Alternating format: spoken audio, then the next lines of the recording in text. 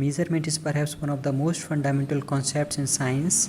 Without the ability to measure, it would be very difficult for scientists to conduct experiments or form theories. I am Dipesh Kumar, and in this tutorial I will teach you about units and measurement.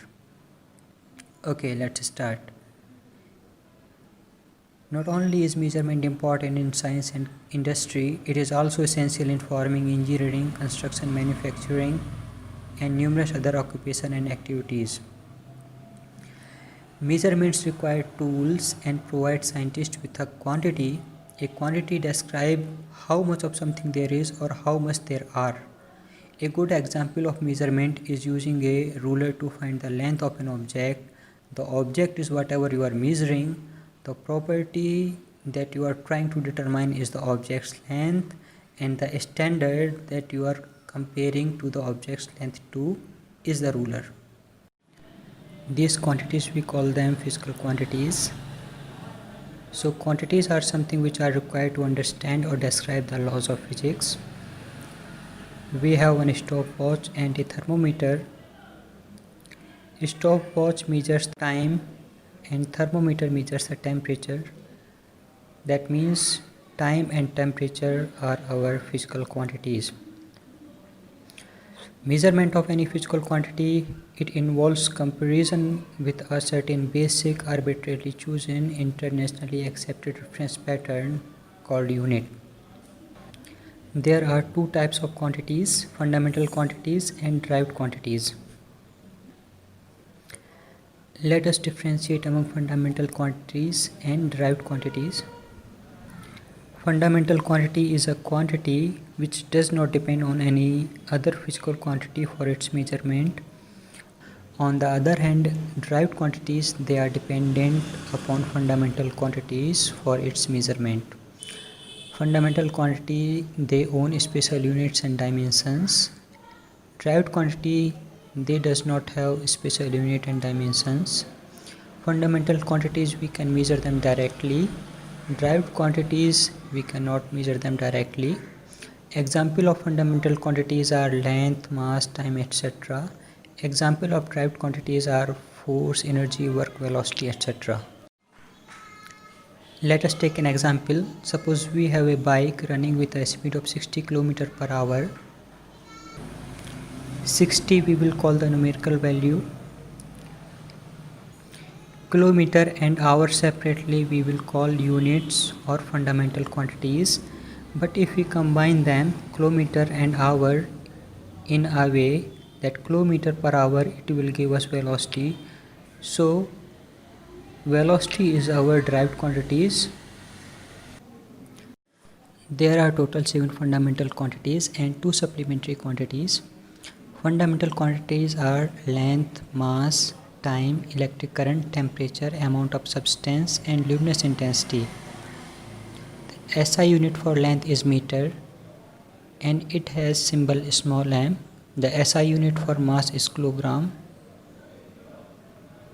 and it has symbol kg. The SI unit for time is second and its symbol is small s. The SI unit for electric current is ampere and its symbol is capital A. The SI unit for temperature is Kelvin and its symbol is capital K. The SI unit for amount of substance is mole and its symbol is MOL. The SI unit for luminous intensity is candela and we write CD as its symbol. Let us talk about supplementary quantities. There are two supplementary quantities, plane angle and solid angle. Plane angle has SI unit radian. SI unit for plane angle is radian and its symbol is RAD.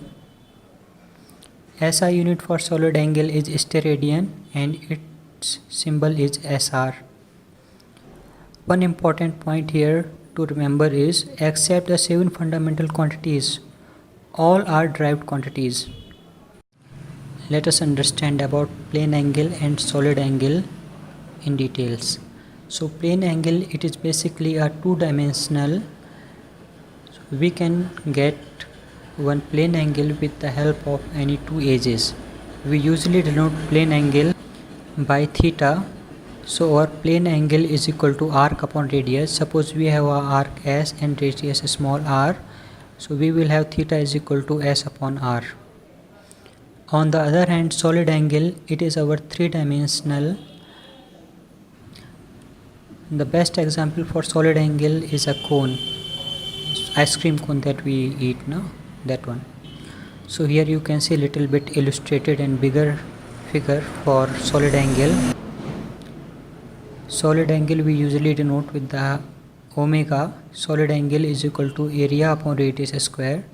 So omega is equal to A upon r square. Now let us talk about the International System of Units. There are four systems: CGS system, MKS system, FP system and SI system. In CGS system we measure length in centimeter, that is cm, mass in gram, that is g, time in second, that is s. In MKS system we measure length in meter, that is m, mass in kilogram, that is kg, time in second, that is s.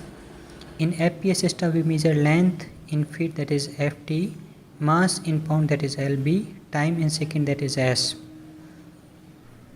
In SI system we measure length in meter, mass in kilogram, time in second, electric current in ampere, temperature in Kelvin, amount of substance in mole, luminous intensity in candela.